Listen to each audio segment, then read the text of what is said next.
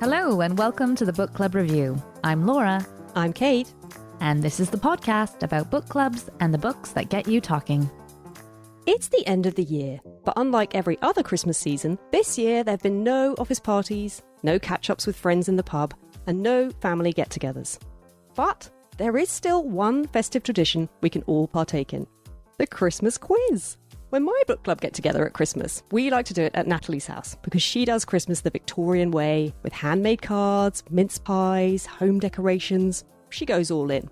And in the past, we've done a Christmas book club quiz, which I've written, where I quiz the group about the books that we've read over the past year. And it's great fun, but as anyone who's ever tried to create a quiz will know, they are a ton of work to write. And this year, we didn't get together, so it fell by the wayside. And I thought, okay, maybe I'll do one on the pod with Laura.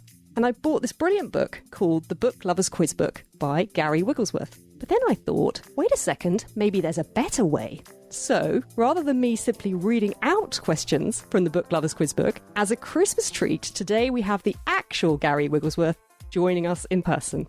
And when I say in person, I mean in the 2020 sense of joining us over a Zoom screen. Gary, thanks so much for joining us. Well, thank you for asking me. It's an honour to be asked to come along and to quiz you. Now, I'm going to say up front, Gary, that I'm delighted you are here, but Kate went out on a limb reaching out to you and said, Laura, great. I've got Gary Wigglesworth. He's written a whole book, perfect for literary quizzes, and he's going to come on the show. And I thought, well, that sounds really interesting.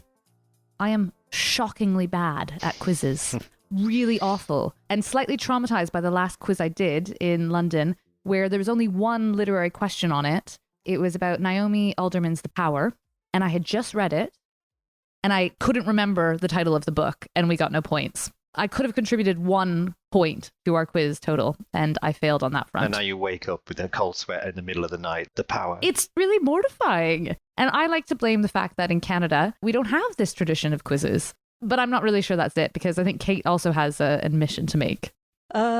Just that generally I'm quite bad at quizzes.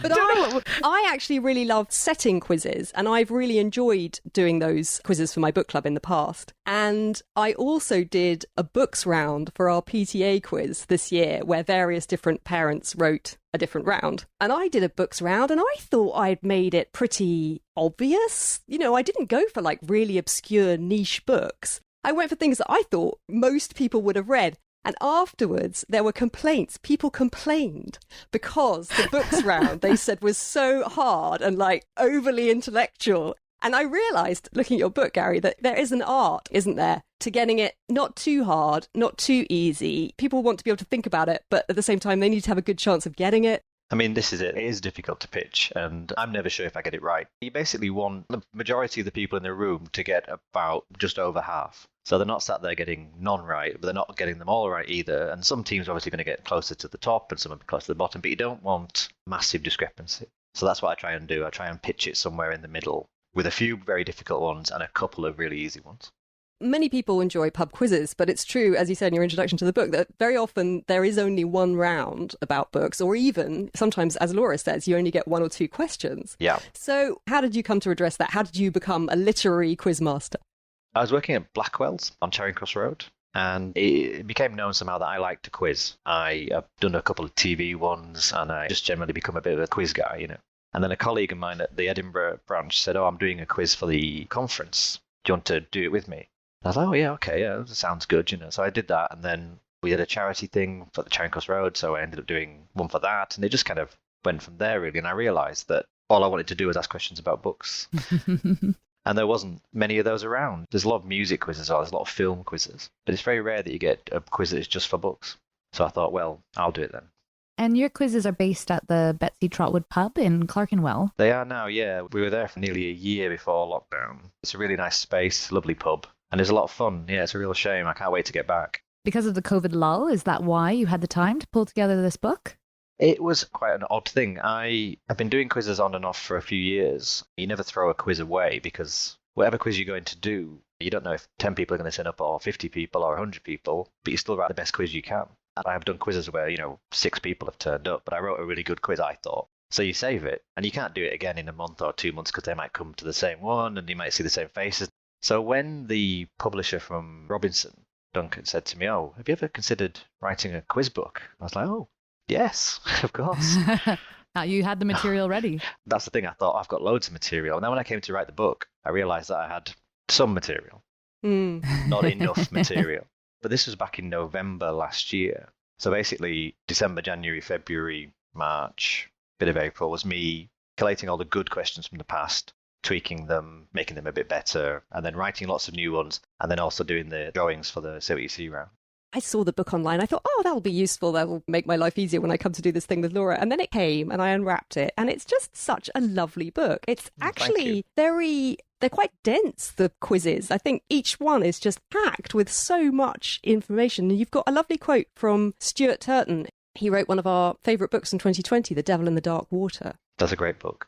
And he said, "What a wonderful, joyous, fun book this is. For book lovers, every answer jogs a warm memory, while every unknown signposts a future literary treat." And I just thought that's brilliant because that was my reaction when I started looking through it. You feel like, oh yeah, it reminds you of all these things and also kind of prompts you to want to read some things in a strange way. That's really what I wanted to do, was to make it fun as possible, because I know sometimes quizzes can be, if you're not getting many answers, you can find them a bit difficult, but I was just hoping that you can have some fun at least. Yeah, we'll come on to that, won't we? When Laura and I actually are put on the spot, then things could turn nasty.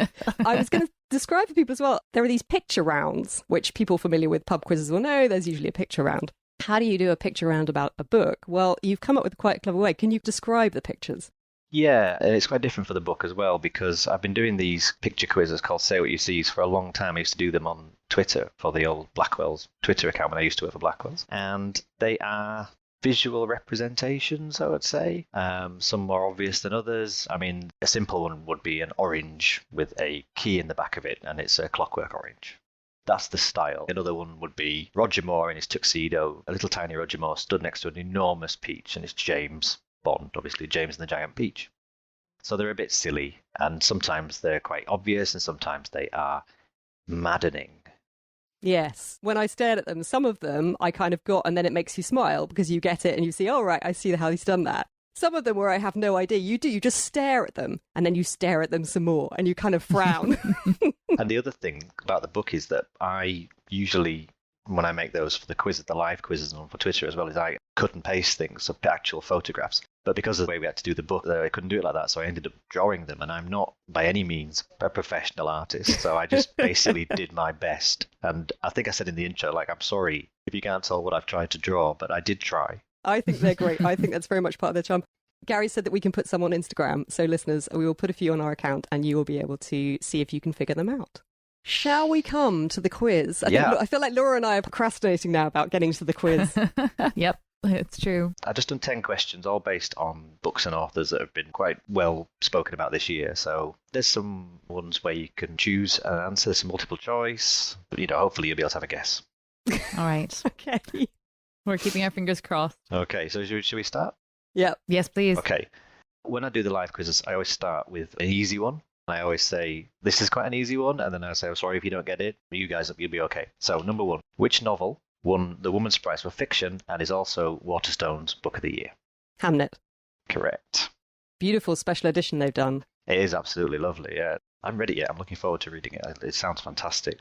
See, I'm leaning back now. I'm feeling more relaxed after that easy one. Because you need an easy-ish one for the first question, just to bring people in, you see. Now that some of these are similar to the questions in the book. So for the second question, we've got an anagram. Oh, God. And the anagram is an author. It's always an author. What I'll do is I'll give you the letters, and if you don't get it quite quickly, I'll give you a clue. So the anagram is this. Inflict rude tests. Inflict rude tests. And this isn't the clue, but it's an author who had a popular book out this year. Does the author's name have 3 words in it? No. Okay. Are the letter... No. So then the letters in each word... I'm sure you're not allowed to ask all these supplementary questions. It's okay in this case. So, okay then. Gosh. I'm relying on Kate here. I've got nothing. Can we have the clue? Yeah, the clue is that the popular book that was by this author this year was a fictionalized biography of an American politician. Oh, is it Curtis Sittenfeld? It is Curtis Sittenfeld in Flick Rude Tests. That's We very would good. never have got that. But luckily, we have talked about Rodham on the podcast. That is a good anagram for that book. I thought you might have done. Question number 3. Susanna Clarke returned this year with Piranesi, her first novel since Jonathan Strange and Mr. Norrell. How many years were there between the two? Oh, it was a lot. I should know this. I want to say 16. You would be correct. Oh. Yeah. Hey, going for the glory. 2004, 16 years. Very good. Question number 4, and this is another type of question that I use in the book, which is, I call it fact or fiction. So I'm going to tell you 3 facts, in inverted commas, about a certain author, but only one of them is actually true, and there's 2 fictions, so you need to spot the true fact. And for this quiz, the fact or fiction is about Suzanne Collins. So the Ballad of Songbirds and Snakes this year saw Suzanne Collins return to the world of the Hunger Games. But can you spot the fact among the fictions? So is it A, that Suzanne Collins' first writing job was for American children's television, including episodes of Clarissa Explains It All? Is it B, Suzanne Collins' first writing job was in advertising and she came up with the slogan, "What's the worst that could happen for Dr. Pepper?" Or is it C, Suzanne Collins' first writing job was at her local newspaper and her first job was to write the obituary for E.B. White in 1985. So one of those is fake. One of those is true. One of them is true. 2 of those are fake. I don't know, but I want to go with advertising. I was going to go with number 3 simply because if it's not true, it's quite the obscure thought that you've had to get that one there. So you're going for B, Kate, and Laurie are going for C, Yeah. and it's A. No. She actually, her first job was in writing children's television programs. She wrote some Clarissa Explains It All, which is with Melissa Hart, who was in Yeah. Sabrina the Teenage Witch. And I remember Melissa she also Hart. wrote a show called The Mystery Files of Shelby Woo. Oh. The Dr. Pepper thing I thought of because actually Salman Rushdie worked in advertising. He didn't come up with that slogan, but he did come up with Naughty But Nice for cream cakes. And what about the E.B. White? Yeah, I just thought that it would be quite a good first job for a writer who would be on a local newspaper. And I looked up how old Susan Collins would have been in 85, and she would have been about 21. And then I looked up who died in 1985, and one of them was E.B. White.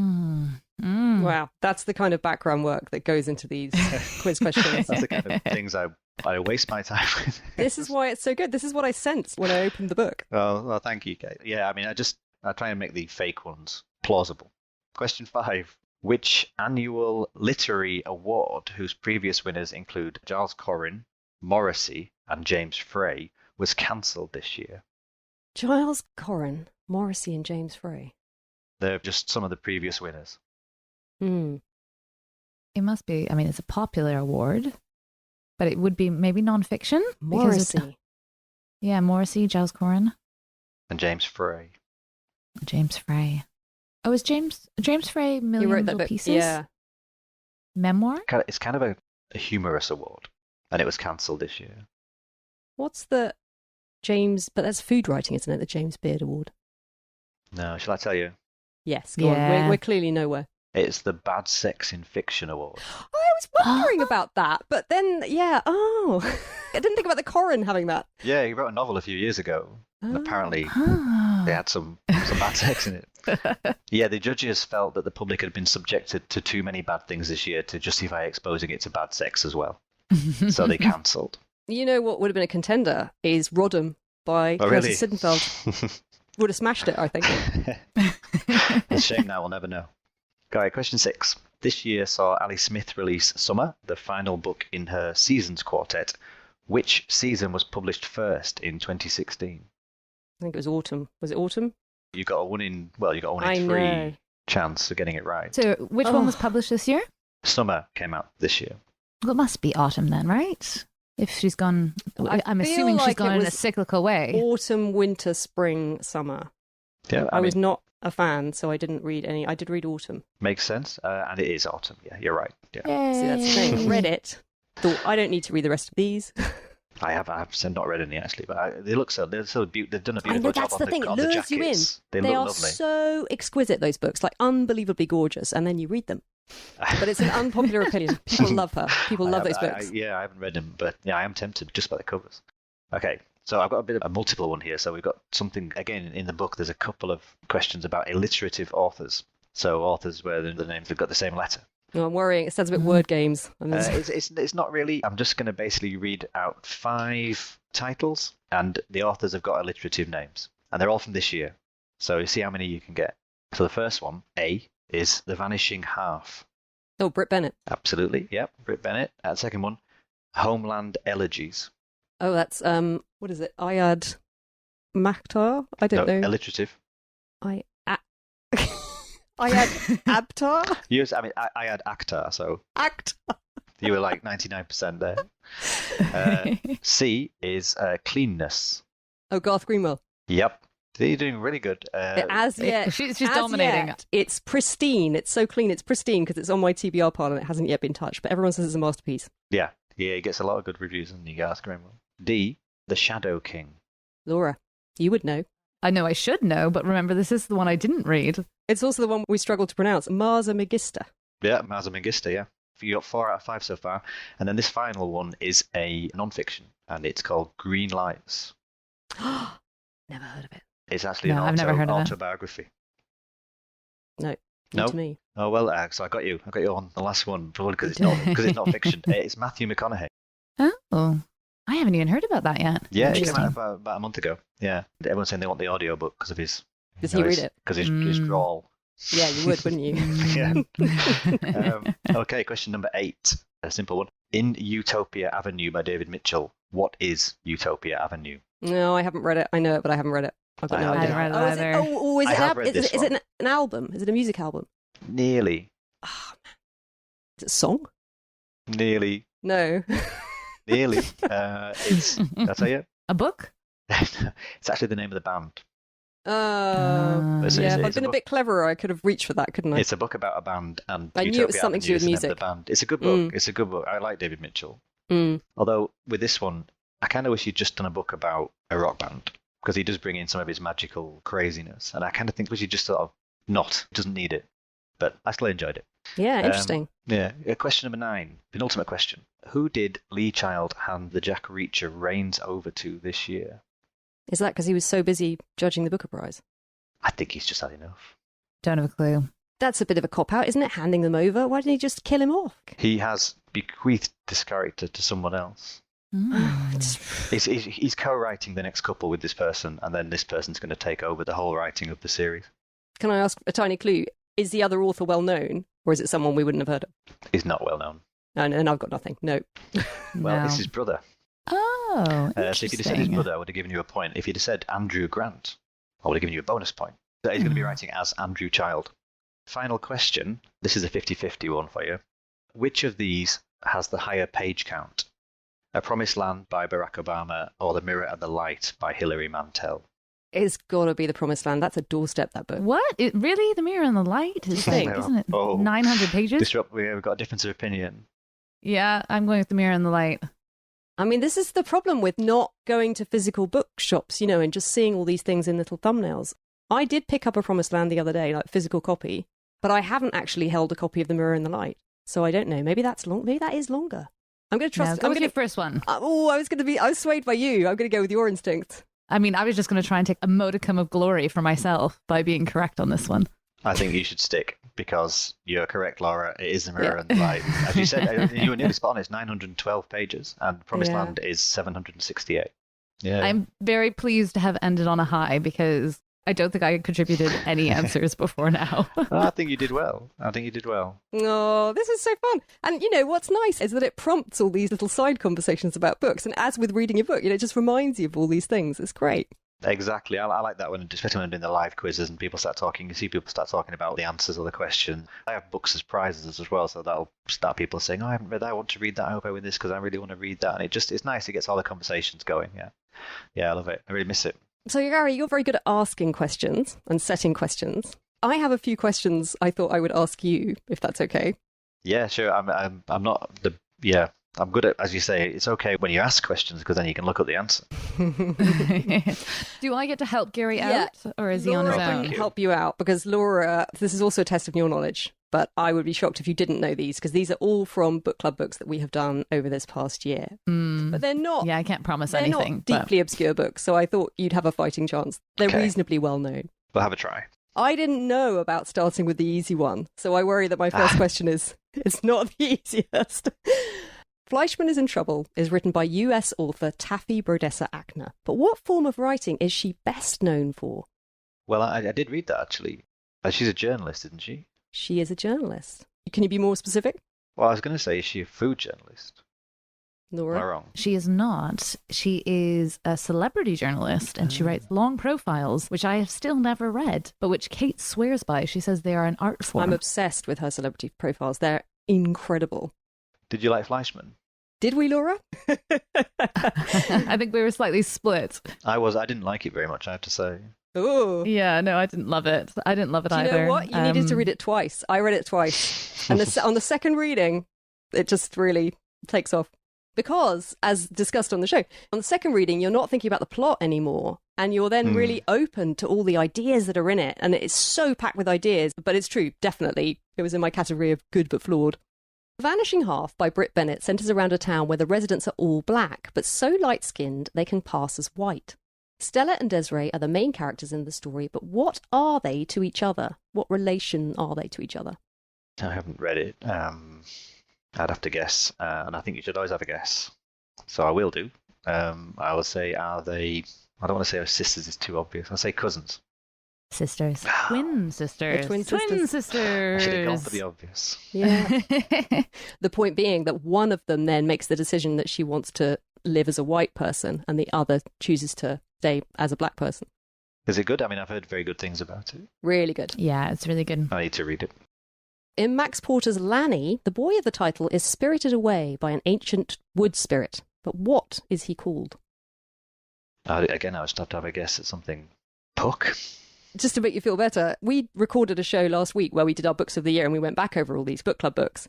But before that show, if you'd asked me what the tree spirit was called in Max Porter's Lanny, I wouldn't have had a clue. Laura had to remind me. Laura, what is it? Is it old Papa Toothwort or dead Papa Toothwort? Oh gosh, I'm not sure. I thought you would know. It's definitely Toothwort. I think it's dead Papa Toothwort. Rodham by Curtis Sittenfeld is a fictional reimagining of the life of Hillary Rodham Clinton. But what is the key difference in Sittenfeld's fictional account? I think I do know this. I think she doesn't marry Bill Clinton. Correct. Now, how are you at Tolstoy? Not very good. In Anna Karenina, which I read with an Instagram buddy group this summer, we were shocked by the fate of one particular type of bird who does not fare well in this story. But what kind of bird is it? Bird? Yeah, a bird. Uh, I don't know. Chicken? A dove? I like to think if you had read Anna Karenina, you would instantly know what bird I'm talking about. But again, it may just be because it's quite fresh in my mind. There's far too many books I haven't read. It's the snipe. They go snipe hunting. And just the massacre of the snipe. I mean, really, to a kind of contemporary reader, it's just appalling. And for our session that we had to discuss that section of the book, we mainly just talked about the snipe and how awful we felt about it. Delia Owens' multi-million copy best-selling Where the Crawdads Sing was a word-of-mouth sleeper hit written by a first-time novelist that defied all publishing expectations. The early endorsement of one celebrity book club, however, may have been the thing that kick-started its success. Whose book club was it? The first thing I was going to say was Oprah, but I don't think it was Oprah. But I think it might have been Reese Witherspoon. It was Reese Witherspoon. Q. Yay!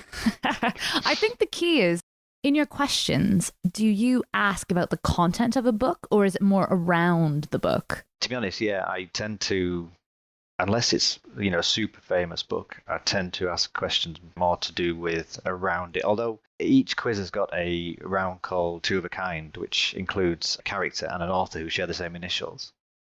So you do need to have some kind of sort of, fairly in-depth knowledge of the book. That sounds hard. That sounds really hard. And again, I try to stick to ones which, hopefully are quite well known. I would never go too obscure. There's another reason why if I ever had to write a second book, I might struggle. I want to thank you for being so kind to us. Oh, wait. I think Kate... I haven't... Kate... You got another question. Kate wants to terrorize you with more extremely difficult I questions. just had I'll one try more and get another question. one right. One more question, which is from the Book Lovers Quiz Book, Novel Conundrums by Gary Wigglesworth. And that is, what kind of establishment features in the title of books by John Irving, Anita Bruckner, and Arthur Haley? Now, I do know A this Swiss one. hotel? Yes. Yay! Was it a Swiss hotel? I only know Anita Bruckner. Yeah, just but... a hotel, basically. A Hotel du Lac. Oh, a hotel. And Hotel New Hampshire, just hotel, isn't it, Arthur Haley? I think. Correct. So I can remember that one at least. As I had planned, my own questions, I think, amply demonstrate the artistry that goes into writing really good book quiz questions. Gary, it's been such a delight to have you on. Thank you so much. This book is not going to be filed away on a distant shelf. It's going into the section with books about books that I pick up to inspire me or make me smile or just when I want to refer to something.